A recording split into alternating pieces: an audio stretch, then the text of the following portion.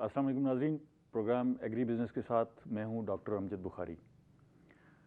आज हम इस प्रोग्राम में एक मुख्तलिफ मौजू पर बात करेंगे और ये मौजू है वैल्यू चेन।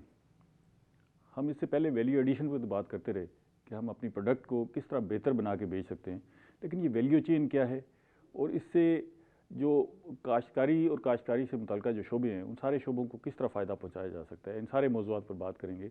और ये सारी गुफ्तगू आपके लिए बड़ी अहम होगी। हम ज़राअत की तरक्की के लिए कोशिश कर रहे हैं, ज़राअत की तरक्की की बात कर रहे हैं, लेकिन ये तरक्की कैसे आ सकती है? जब तक हम दुनिया में बढ़ते रुझानात को नहीं देखेंगे और उन रुझानात के साथ नहीं चलेंगे, हम आगे नहीं बढ़ सकते। मैं सबसे पहले आपको अपने मेहमानों का तारुफ़ करवा दूँ। हमारे पहले मेहमान हैं डॉक्टर इफ्तिखार अहमद साहब। आप प्रोफेसर हैं ज़रई यूनिवर्सिटी फैसलाबाद के। उनके साथ हमारे दूसरे मेहमान हैं डॉक्टर मुनव्वर काज़मी साहब। आप कंट्री मैनेजर हैं Australian centre for agriculture research. Australia के ताउन से पाकिस्तान के अंदर जो ज़राअत में रिसर्च हो रही है हुकूमती सतह पर, इसको लुक आफ्टर कर रहे हैं। और हमारे तीसरे मेहमान हैं डॉक्टर फैसल नदीम साहब।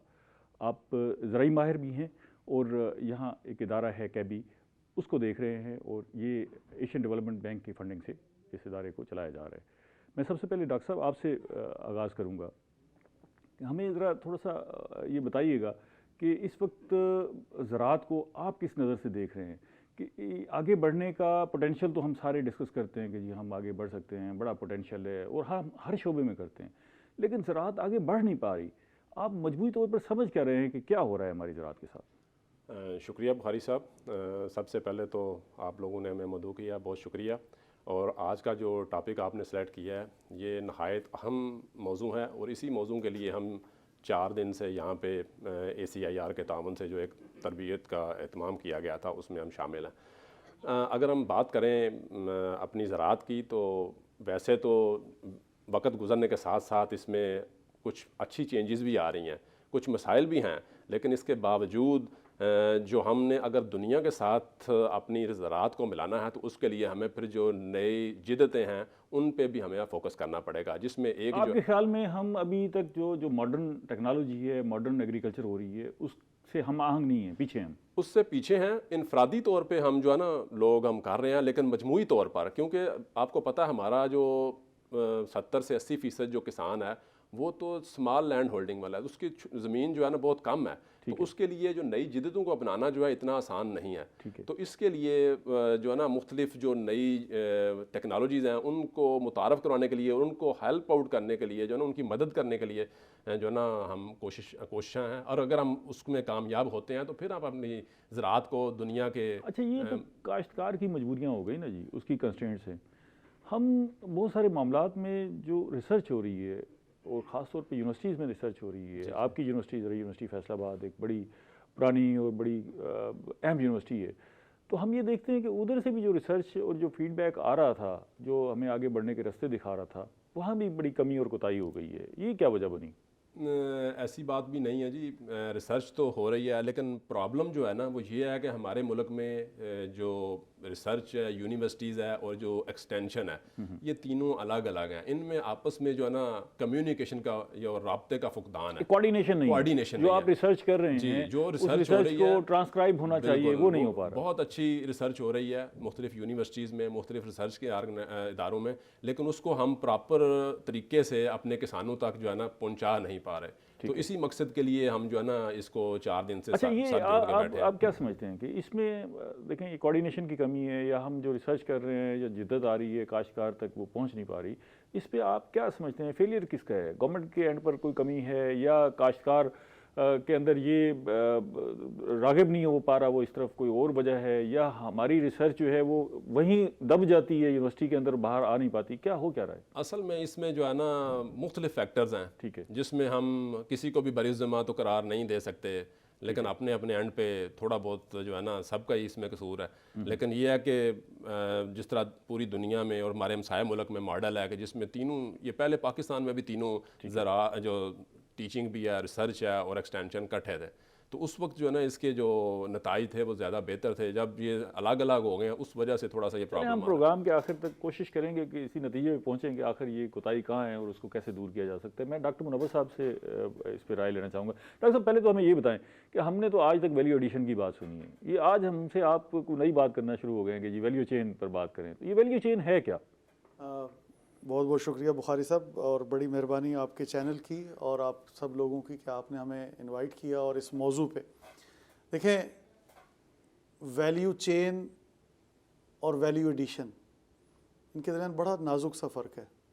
ये फ़र्क हमें आसान अल्फाज में बिल्कुल समझाइएगा। आसान अल्फाज में, हर आदमी जब उसके पास जो प्रोडक्ट पहुंचती है, कोई ज़रूरी इजनास पहुंचता है, कोई जिन्स पहुंचती है, वो उसमें कुछ थोड़ी बहुत अगर वैल्यू ऐड करता है, उसकी चीज़ को बेहतर बना देता है, तो उसको कहते हैं वैल्यू एडिशन। ठीक है। उसकी मिसाल सादी सी दूँ कि मैं सबसे पहले काम कर रहा था बीज का। ठीक है। मैं बीज सप्लायर था। ठीक है। अब मैं बीज जब देना शुरू किया मैंने, तो मैंने उसमें सप्लाई चेन थी, मैं बीज लेता था, आपको बेच देता था। ठीक है। अब मैंने उसमें जिद्दत लेके आया, मैंने वैल्यू एडिशन ये की कि मैंने सर्टिफाइड बीज ला के आपको देना शुरू किया। ठीक है। यानी कि मैंने नॉर्मल बीज से बेहतर बीज दिया, तो ये हो गई वैल्यू एडिशन। ठीक हो गया। ठीक है, ठीक हो गया। अब उसके बाद हाइब्रिड बीज आ गए, ठीक है। मैं हाइब्रिड बीज लेके आया, ये वैल्यू एडिशन हो गई। तो वैल्यू एडिशन जो है वो वैल्यू चेन का हिस्सा होती है, लेकिन ज़रूरी नहीं है कि हर खिलाड़ी, हर एक्टर उस चेन का, हर कड़ी उस चेन की, उसमें कोई वैल्यू भी ऐड कर रहा हो। बाज़ दफ़ा कोई वैल्यू नहीं भी डाल रहा, ऐसे ही आगे भेज देता है, तो जो ऐसे भेज देता है उसको आप वैल्यू चेन का एक्टर तो कहते हैं, वैल्यू चेन की कड़ी तो कहते हैं, लेकिन वैल्यू एडिशन नहीं कहते। ठीक है। ठीक। और दूसरी चीज़, वैल्यू एडिशन फाइनल प्रोडक्ट की जो है वो ये होती है कि आप उससे कोई बाई प्रोडक्ट बना देते हैं। मिसाल के तौर बाई पे प्रोडक्ट भी हम वैल्यू एडिशन में इस्तेमाल करेंगे। yes, वो लास्ट में है कि जब आपके पास आ गया आम आ गया, आपने उसका जूस बनाया, वैल्यू एडिशन, अचार बनाया, वैल्यू एडिशन, लेकिन उससे पहले तक जो था वो वैल्यू चेन थी। ठीक है। ये थोड़ा सा अच्छा, ये अब वैल्यू चेन जो है, जैसे हम वैल्यू एडिशन की बात कर रहे हैं, तो वैल्यू चेन को हम सिर्फ उस चेन को शुमार कर लेंगे या उस चेन में जितने एक्टर्स हैं उनकी बेहतरी को वैल्यू चेन शुमार करेंगे? यस, बहुत बहुत अहम सवाल है बुखारी साहब। हम पिछले 3-4 दिन से सबके साथ मिलके इसी चीज़ पर डिस्कशन कर रहे हैं कि अगर आप किसी, देखिए चेन क्यों कह रहे हैं हम, उर्दू में हम चेन कहते हैं जंजीर को। ठीक है। जंजीर की अगर एक कड़ी भी कमज़ोर होगी, ठीक है, तो वो चेन कमज़ोर रहेगी। ठीक हो गई। हम चाहते हैं कि चेन की हर जो जंजीर की हर कड़ी है वो मजबूत हो जाए। ठीक है। जब वो मजबूत होगी तो ओवरऑल चेन मजबूत होगी, जंजीर मजबूत होगी। ठीक है। तो सबके लिए काम कर रहे हैं। ये हम आपसे पूछेंगे, हम इस कड़ी को कड़ी से मिला रहे हैं तो इसकी मजबूती कैसे हो पाएगी, और आपके पास, आपके ज़हन में, आपके इदारे के पास क्या आइडिया है जिससे हम बेहतरी ला सकते हैं। मैं ज़रा डॉक्टर फैसल साहब को शामिल कर लूँ। फैसल साहब, ये बताइएगा कि पहले तो हमें ये बताएं कि ये कैबी क्या है ना, जिसको आप इस इदारे को इस प्रोजेक्ट में कैसे शामिल हैं, और आप ये वैल्यू चेन के लिए क्या कर रहे हैं? सबसे पहले तो मैं आपका शुक्रगुजार हूँ बुखारी साहब कि आपने मदऊ किया जी। और मैं शुक्रगुजार हूँ डॉक्टर मुनव्वर काज़मी साहब का, क्योंकि इन्हीं का जो इदारा है Australian centre for international agriculture research, इन्होंने एक वैल्यू चेन पे ट्रेनिंग 5 रोज़ा मुनक़द करवाई थी मुल्तान में। तो मैं उनका शुक्रगुजार हूँ कि इन्होंने हमें भी इनवाइट किया। सर, कैबी जो है बेसिकली ये इसका अगर हम मुहफ़्फ़फ़ को वजाहत करें तो ये है centre for agriculture bioscience international. ठीक है। ये बेसिकली इंटरनेशनल इदारा है, एक तो ये समझ आ गई, ये दूसरा बायो साइंस पे काम कर रहा है, ये समझ आ गई। एग्रीकल्चर पेस्ट पे बेसिकली काम कर रहे हैं। ठीक है जी। मैं काम कर रहा हूँ एज आ एग्रीकल्चरल एक्सपर्ट। एशियाई तरक्याती बैंक के तावन से 2 प्रोजेक्ट चल रहे हैं पंजाब में, और एक इनका प्रोजेक्ट है जो 4 प्रोविंसेस में चल रहा है। ठीक है। ठीक है जी। तो एशियाई तरक्याती बैंक। अच्छा, हम जरा थोड़ा सा इधर आते हैं। बायोपेस्ट पे आपने कहा कि हम फोकस कर रहे हैं, बायोपेस्ट पे काम कर रहे हैं। बायोपेस्ट से मुराद क्या है कि आप जो है पेस्ट को कंट्रोल करने के लिए आप इंडिजिनस तरीक़ाकार अख्तियार कर रहे हैं, या जो पेस्टिसाइड अप्लाई कर रहे हैं वो बायो रिलेटेड है, क्या इस पे हो क्या रहा है? देखिए, मुख्तलिफ़ किस्म की जो फसलें हैं उन पे मुख्तलिफ़ किस्म के जो कीड़े हैं वो हमला करते हैं, जिसकी वजह से पैदावार में काफ़ी हद तक कमी हो जाती है। तो आपको पता है कि हमारे यहाँ जो ज़्यादा रवायती तरीका इस्तेमाल अभी किया जा रहा है कीड़ों को कंट्रोल करने के लिए, ठीक है, वो केमिकल का स्प्रे है जिसे हम पेस्टिसाइड स्प्रे कहते हैं। ठीक है जी। कीड़ों को कंट्रोल करने के लिए और भी मुख्तलिफ़ तरीके हैं, लेकिन पेस्टिसाइड कंट्रोल का जो रवायती तरीका भी बन गया है, ये इसमें तेज़ी इस वजह से आ गई कि इससे जो कंट्रोल है कीड़ों को वो ज़्यादा जल्दी हो जाता है। ठीक है। बायो पेस्टिसाइड बेसिकली एक समझिए एक ऐसा कॉन्सेप्ट है, ठीक है, जिसमें हम जो लिविंग जिसे हम कह सकते हैं लिविंग ऑर्गेनिजम्स हैं, ठीक, उनको शामिल करते हैं।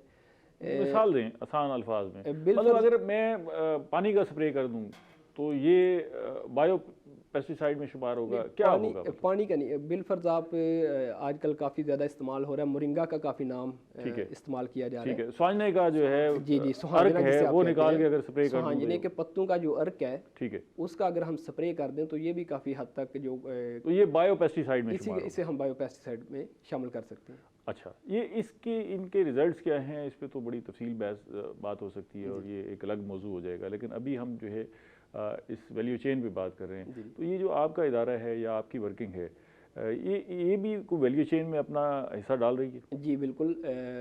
जो Australian centre for international agricultural research है, ये अभी एक तो आप ट्रेनिंग ले रहे हैं ना, वो तो चलो हो गया, लेकिन आप नहीं, ये अभी भी काम कर रहे हैं। जो हमारा इदारा centre for agriculture bioscience international, इन दोनों इदारों ने मिल के पाकिस्तान में वैल्यू चेन पे काम स्टार्ट किया हुआ है और इन्होंने पहले एक आध प्रोजेक्ट जो है उसको मुकम्मल भी किया है, जो बिल्कुल जिसका सारे का सारा समझे फोकस वो वैल्यू चेन पे था। ठीक हो गया, मतलब आपकी कंट्रीब्यूशन से भी बेहतरी आ रही है। जी, हमारा इदारा ACI के साथ तावन करके तो वैल्यू चेन पे काम कर रहे हैं। अच्छा डॉक्टर इफ्तिखार साहब, ये बताइएगा मुझे कि वैल्यू चेन पे तो ठीक है हम काम कर रहे हैं और वैल्यू चेन से बेहतरी की तवक्को भी है, लेकिन उस पर काम करने से पहले ज़रूरी है कि हम उन सारे एक्टर्स को समझें, उनकी मुश्किलात को भी देखें और अपनी मुश्किलात को भी देखें। मतलब सबसे बड़ा कंस्ट्रेंट हमारा फाइनेंशियल कंस्ट्रेंट आ जाता है। हम जब भी कहीं काम करना चाहते हैं, शुरू करते हैं, तो हमारे पास वसाइल की कमी हो जाती है। तो ये वैल्यू चेन इसको भी बाईपास कर सकेगा, ये जो कंस्ट्रेंट्स हैं, या हम फिर वही इन्हीं कंस्ट्रेंट्स में फंसे रहेंगे? बुखारी साहब, इसमें मैं समझता हूँ कि आपने बहुत वैलिड क्वेश्चन किया है। इसमें सबसे पहली बात जो है ना वो यही है कि हमारी जो रिसर्च है ना वो सारी डिमांड ड्रिवन नहीं है, कि जो किसान की ज़रूरत है ना या जो इंडस्ट्री की ज़रूरत है, कुछ रिसर्च जो है ना वो उससे रेलेवेंट नहीं है। जो उससे रेलेवेंट है, जो उससे वो तो फ़ायदेमंद है, जो नहीं है वो उसका फ़ायदा नहीं हो रहा है। ठीक है, अगर हम इस पे अगर रिसर्च पॉइंट ऑफ व्यू से बात करें और अगर हम जब एक्सटेंशन वर्कर्स की बात करते हैं तो पंजाब का तो आपको पता ही है कि बहुत से जो हमारे एक्सटेंशन। मैं डॉक्टर साहब आपको एक मिसाल देता हूँ। मिसाल के तौर पर हम कोई फार्मर को कहते हैं कि भाई आप अपना आम, जैसे डॉक्टर साहब ने भी कहा कि जी आम बेचेंगे तो ये प्रोडक्ट बेच रहे हैं, आप उसका जूस बना लेंगे, आप उसका पल्प निकाल लेंगे तो वैल्यू एडिशन हो जाएगी, बाई प्रोडक्ट बेचेंगे, पैसे ज़्यादा आ जाएंगे। हमने तजवीज़ तो दे दी, लेकिन इसके आगे एक तवील लिस्ट है, ठीक है ना जी, उस पर इम्प्लीमेंटेशन कैसे होगा? तो यही सूरत हाल वैल्यू चेन पे मैं जानना चाह रहा था कि आप एक्चुअली इसमें यह है कि हमें लोगों की कैपेसिटी बिल्डिंग करनी पड़ेगी, हमें जो है ना कोऑपरेटिव्स बनानी पड़ेंगी, जो बनी है उनको फाल करना पड़ेगा। पहले हमें वो सोच पैदा करनी होगी, उसके बाद हम आगे हमारे जो प्रॉब्लम जो आता है ना फार्मर लेवल पे या किसानों के लेवल पे, वो ये है कि वो बहुत जल्दी ना नई चीज़ों को अडाप्ट हम नहीं करते हैं। ठीक है, तो ये भी एक मेजर प्रॉब्लम है। इस पे भी हम बात करेंगे कि ये हम क्यों अडॉप्ट नहीं करते, और हमारे काश्तकार जो है वो आज भी जो मॉडर्न टेक्नोलॉजी है उसके सामने दीवार बनकर खड़ा हुआ है। आखिर क्या वजह है? ज़रा एक ब्रेक ले लें, ब्रेक के बाद जो है ना इस पर मज़ीद बात करते हैं। नाज़रीन, मिलते हैं एक ब्रेक के बाद।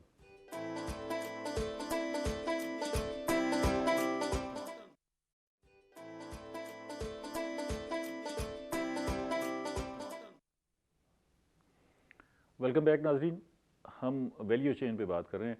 डॉक्टर मुनव्वर साहब, मैं आपसे जानना चाहूँगा कि इस वैल्यू चेन में पहले तो हमें ये बताएं कौन कौन से एक्टर्स हैं, स्टेक होल्डर्स कौन कौन से हैं, फिर हम एक एक पर बात करेंगे कि उसको हम कैसे बेहतर कर सकते हैं, या वैल्यू चेन को हम अगर बेहतर करना चाहते हैं तो उनका किरदार क्या हो सकता है। बुखारी साहब, वैल्यू चेन में सारे वो एक्टर शामिल हैं जो ज़मीन की तैयारी से लेके आपकी और मेरे खाने की टेबल तक जब वो जिन्स पहुंचती है उसमें शरीक हैं।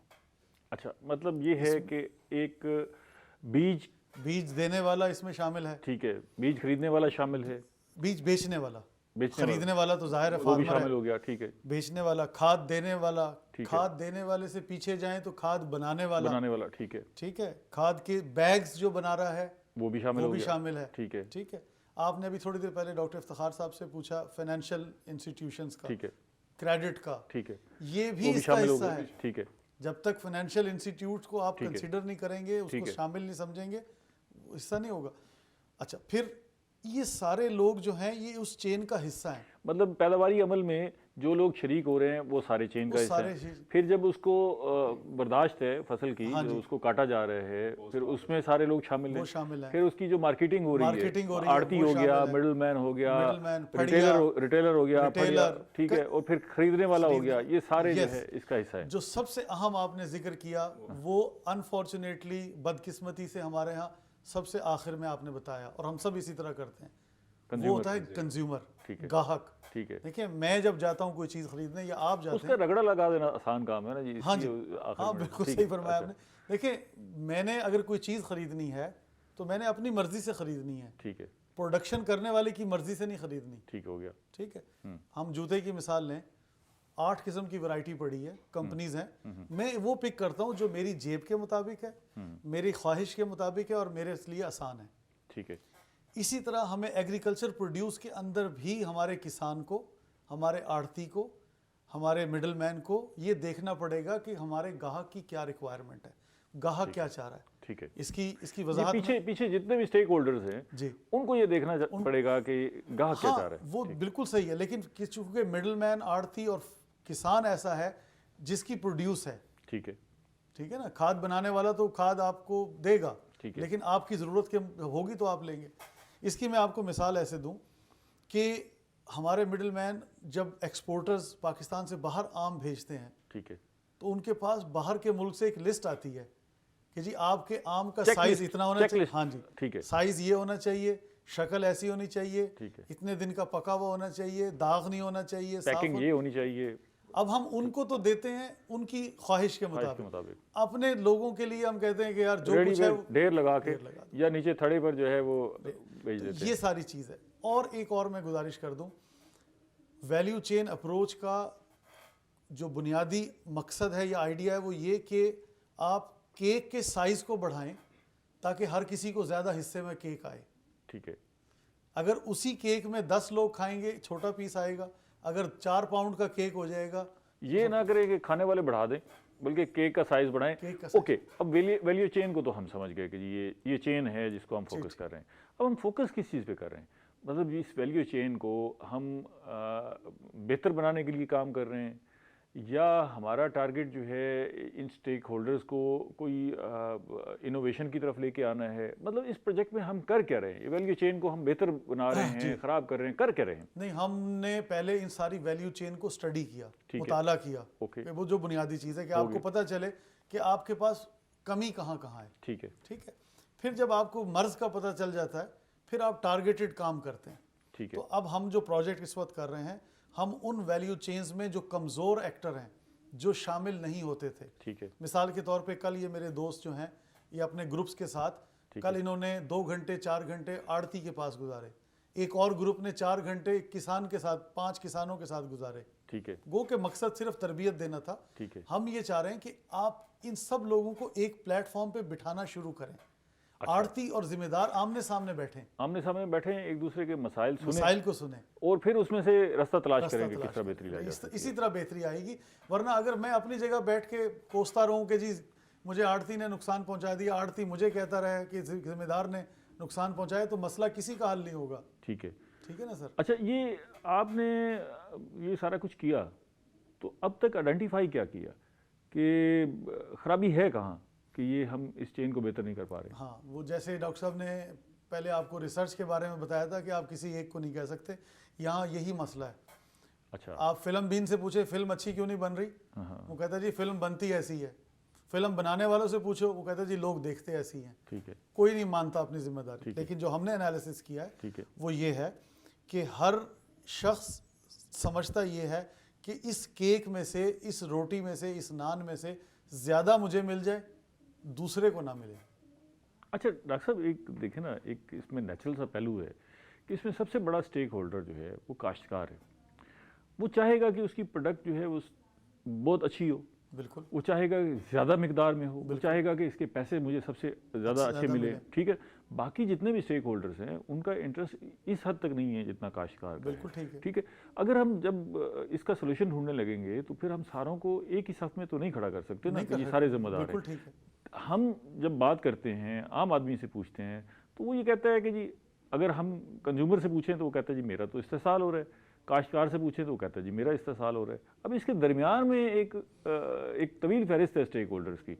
तो अगर इन दोनों को, इनका इंटरेस्ट तो अपनी जगह पर है, कंज्यूमर का इंटरेस्ट भी बड़ा समझ आता है और काश्तकार का भी समझ आता है, जो दरमियान वाले हैं इस चेन का हिस्सा हैं, वहाँ कहाँ खराबी है ज़्यादा? खराबी कहीं भी नहीं है। ठीक है, खराबी सिर्फ इस चीज़ के अंदर है कि जब किसान ये समझता है कि भाई मेरे से तो 100 रुपए की ली थी और मुझ बुखारी साहब को या काजमी को जाके बेचे जा रही है 400 रुपए की। ठीक है, हमारे किसान को ये तय करना है कि भाई मेरी कॉस्ट ऑफ प्रोडक्शन, मेरा प्रॉफिट मिला के अगर मुझे 150 रुपए मिलते हैं तो मैं बहुत खुश हूँ। ठीक है, अब इसको आगे तुम 300 की बेचो कि 500 की बेचो, मुझे उस पर परेशान नहीं होना। ये बड़ा बुनियादी नुक्ता समझें। अच्छा, ठीक है, ठीक है, क्यों? इसलिए कि मैंने एक चीज़ रॉ प्रोड्यूस की, ठीक है, और रॉ एक बोरी में बंद कर दी, ठीक है, या किसी और कंटेनर में बंद कर दी। आपने as a middle man, as a आड़ती, उसको साफ़ किया, उसको धोया, उसको पॉलिश करवाया, उसकी मेरे अपने कंज्यूमर के हिसाब से उसकी छोटी छोटी पैकिंग्स बनाई, फिर मुझे वहाँ तक ट्रांसपोर्ट करवाया। ये सारे काम फार्मर नहीं कर सकता। ठीक तो है। फार्मर को ये टारगेट बनाना है कि मुझे अपनी इस फसल से कम से कम ये प्रॉफिट मिलेगा तो मैं इसको सेल कर दूंगा। इससे ऊपर जो प्रॉफिट है वो बाकी एक्टर्स एक का सवाल आपके पास मैं छोड़ के जा रहा जी। हूँ, आप सोच लीजिएगा, जवाब बाद में लूँगा, जल्दी नहीं कर रहा इसलिए कि हम आपने कहा कि बाकी स्टेक होल्डर्स की प्रोटेक्शन की बात की कि जी उनको भी साथ लेके चलना है, लेकिन हम अगर काश्तकार को ये पाबंद कर देते हैं कि आपने अपनी फसल इस रेट पर बेचनी है और लाजिम है कि इस रेट पर ही बेचनी है, अगर आप इससे बाहर जाएंगे तो फिर जो है वो आपको पकड़ा जाएगा और आपके खिलाफ एक्शन होगा। ये किस हद तक इस वैल्यू चेन में काउंट होता है और इसको हम कहाँ कैसे मैनेज भी कैसे कर सकते हैं? और इज़ इट राइट कि हमने बाकियों पर तो ये पाबंदी नहीं लगाई ना जी, आपने तो उनको क्वेश्चन दे दिया कि जी ठीक है जी आप इसको पॉलिश करें, जो मर्जी करें, आप 400 रुपये में बेचें, 500 रुपये में बेचें, लेकिन उसको हमने पाबंद कर दिया। इज़ इट राइट और नॉट? मैं डॉक्टर फैसल साहब से, डॉक्टर साहब ने कहा कि जी आपने बाकी स्टेक होल्डर्स के साथ वक्त गुजारा, अंडरस्टैंड करने की कोशिश की, तो आपने पर्सनली किसके साथ वक्त गुजारा? आड़ती के साथ, किसान के साथ? मैं आपका एक्सपीरियंस शेयर करना चाहता हूँ। कल हमने तकरीबन जो है मुल्तान की फ्रूट एंड वेजिटेबल मार्केट है, उधर हमने चंद जो आड़ती हजरात हैं, ठीक है, उनसे हमने मुलाकात की थी, उनकी हमने राय ली थी। अच्छा, मैं पहले लोगों की राय बता दूं कि आड़तियों के बारे में क्या है, फिर आप शेयर कीजिएगा कि जी वो क्या कहते हैं। लोगों की राय ये है कि 10 रुपये किलो में खेत से चलने वाला आलू मंडी से जब बाहर निकलता है तो वो 40 रुपये किलो हो चुका होता है। आड़ती स्टॉक भी करता है, आड़ती उसकी सेल को कंट्रोल भी करता है और इस तरह बेचता है कि वो मार्केट की जो प्राइस है वो उसके कंट्रोल में रहे। ये है आम आदमी राय। अब वो आड़ती क्या कहता है? जो कल हमने चंद आड़ती हजरात से मुलाकात की है, उससे जो हमने तज्जिया किया है, जो बात आपने की है ये सारी की सारी सच्चाई ऐसी भी नहीं है, कुछ इससे मुख्तलिफ भी है। ठीक है, क्योंकि आप देखें जो आड़ती हजरात हैं, ये बात हम मानते हैं कि वो कमीशन चार्ज करते हैं, किसान से चार्ज करते हैं, या फिर आगे वो जिसको बेच रहे हैं उससे भी कुछ ना कुछ वो चार्ज कर रहे हैं। लेकिन आड़ती आपका जो एक मार्केट का निज़ाम है उसमें उसकी एक ऐसी बुनियादी अहमियत है, ठीक है, कि जिसके दोनों साइड पे रवाबत है।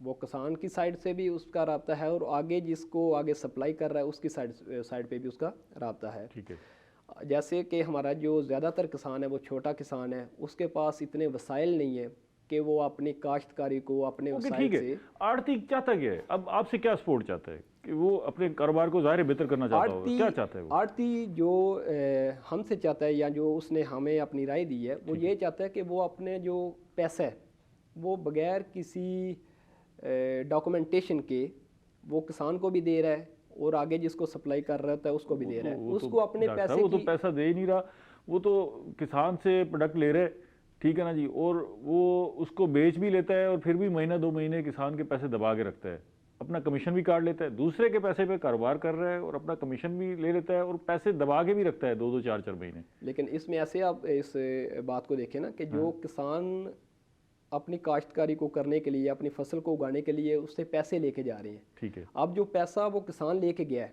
ठीक है जी, वो दिया तो बेसिकली आड़ती की साइड से गया है, ठीक है, किसान को गया ना, ठीक है। अब किसान ने उस पैसे को इस्तेमाल करके अपनी फसल को उगा लिया, अब वो जिस किसान ने पैसा लिया आड़ती से, वो पाबंद हो गया कि उसने अपनी फसल दोबारा उसी आड़ती को ही बेचनी है। अब आड़ती इस चीज़ का खरीद ली, उसको पाबंद कर दिया, वो अपनी मर्जी की प्राइस भी नहीं लगा सकता, वो किसी और आड़ती के पास भी नहीं जा सकता। ये तो सारी वो हैं मामला जो किसान जिसमें फंसा हुआ है।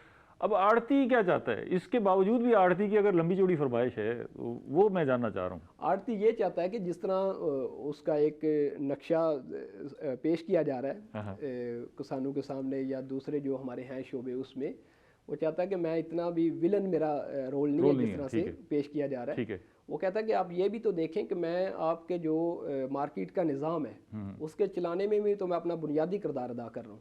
बेनिफिट वो कमा रहा है, ठीक है, प्रॉफिट वो कमा रहा है, इसमें कोई शक नहीं है, ठीक है। लेकिन एक और बात है ना कि अगर आड़ती प्रॉफिट नहीं कमाएगा तो वो फिर जो उसका मार्केट का सिस्टम वो जिसको वो रन कर रहा है, वो फिर उसको रन करने के अहल भी नहीं उतना होगा, ठीक है ना। अगर वो मुनाफा कमाएगा तो ही वो सस्टेनेबिलिटी के साथ जो आपका मार्केट का निज़ाम है उसको चला रहा होगा। ओके, आपने आड़ती की बातें सुनी जी और आपने खुद भी तजिया किया होगा, जी। तो आप किस तजिए पर पहुंचे? वो कौन सी बातें जायज़ थी जो आड़ती की माननी चाहिए, जहां आपने महसूस किया कि आड़ती जो है वो वाकई यहाँ तो बड़ा मुश्किल का शिकार है, हमें ये इसके मुतालबे पूरे करने चाहिए? आप सोच लें, मैं आपसे ब्रेक के बाद पूछता हूँ। नाज़रीन, मिलते हैं एक ब्रेक के बाद।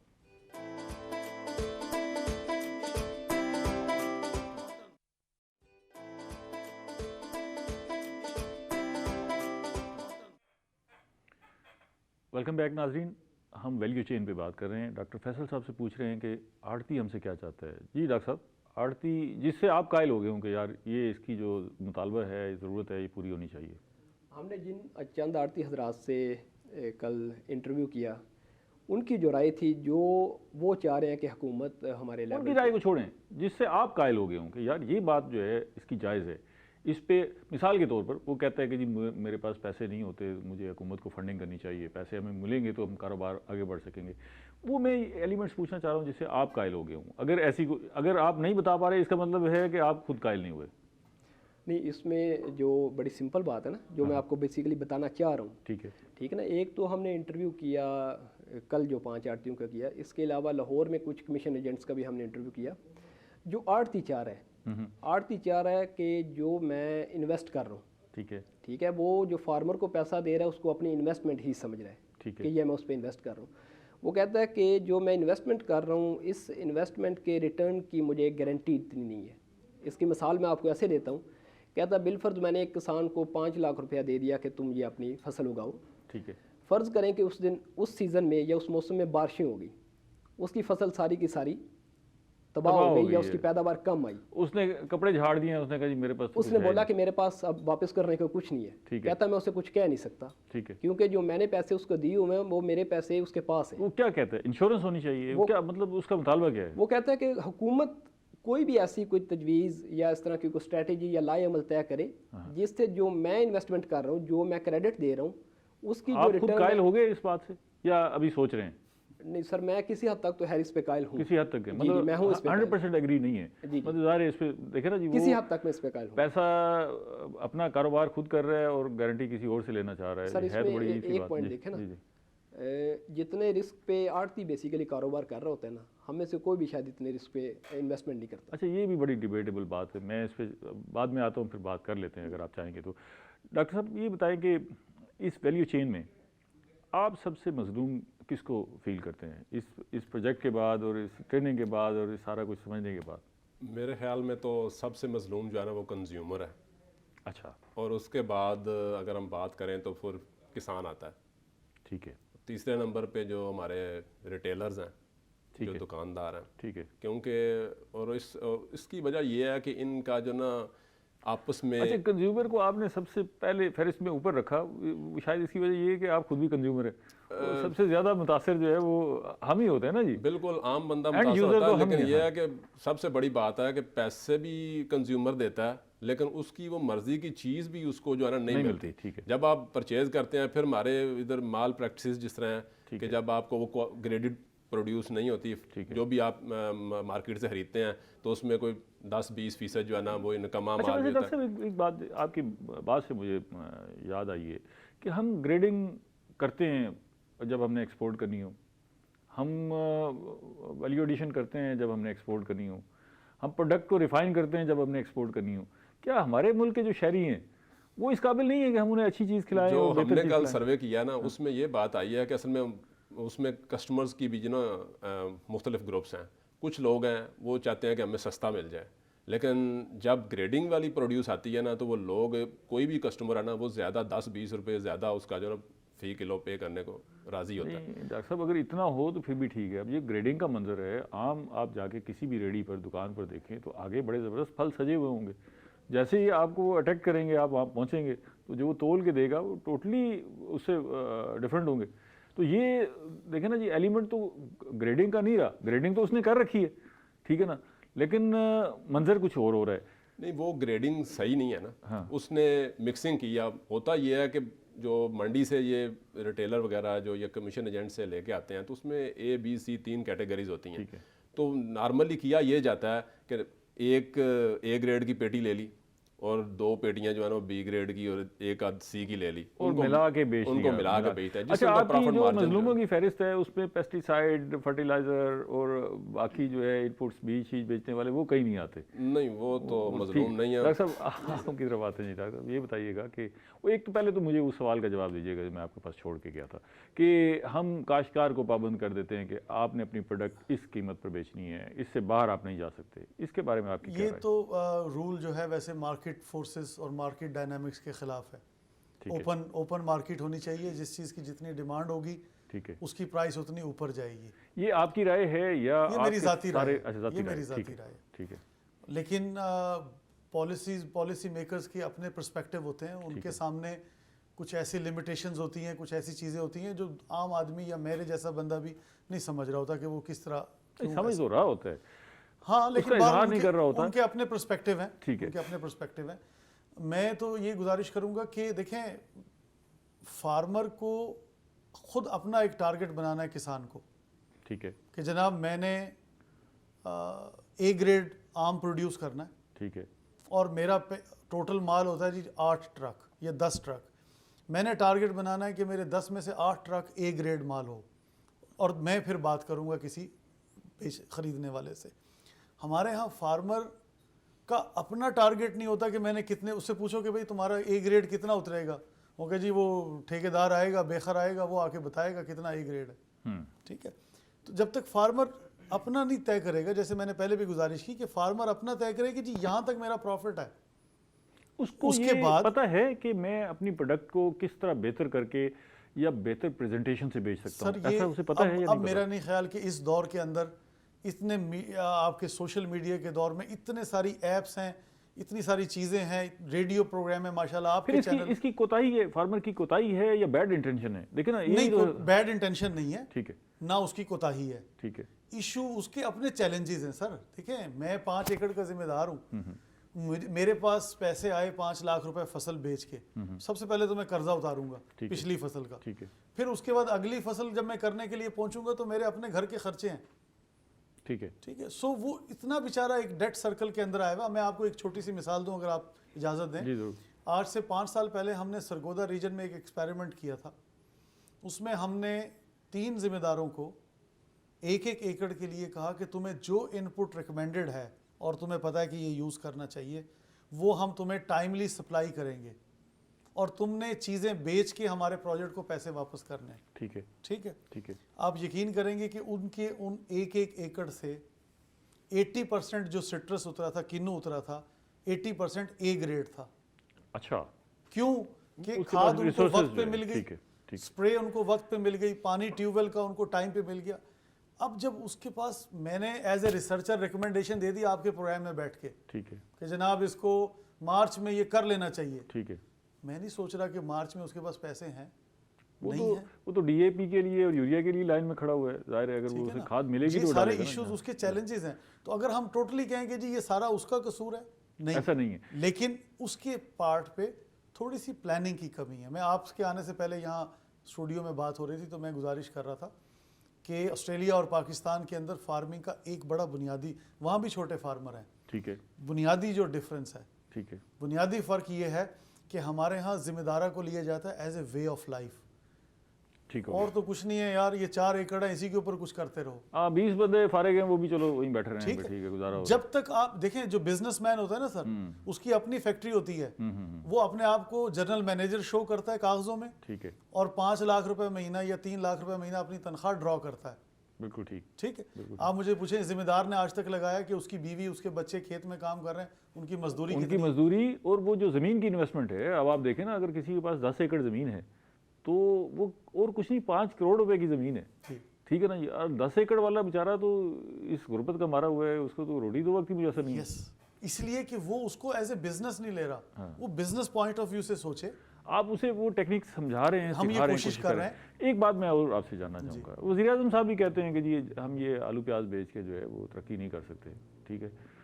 शायद उनका इशारा यही है कि हम ये जो कुछ कर रहे हैं, जब तक हम वैल्यू एडिशन नहीं करेंगे और हम अपनी एक्सपोर्ट को नहीं बढ़ाएंगे, उस वक्त तक हम आगे बढ़ नहीं सकते। तो ये वैल्यू चेन पर हम फोकस किए हुए हैं, इसका अल्टीमेट रिजल्ट जो है वो एक्सपोर्ट बढ़ाना है, इंटरनेशनल मार्केट को कैटर करना है। क्या आपने कुछ ना कुछ तो फोकस किया होगा जिस तरफ हमने जाना है? हमारा फोकस बिल्कुल वही है जो आपने अभी थोड़ी देर पहले डॉक्टर इफ्तिखार से फरमाया था कि एक्सपोर्ट के लिए तो हम ग्रेडिंग भी करें, सब कुछ करें, राइट, और लोकल कंज्यूमर को हम दड़ा माल दे दें, ठीक है, मिक्स माल दे दें, ठीक है।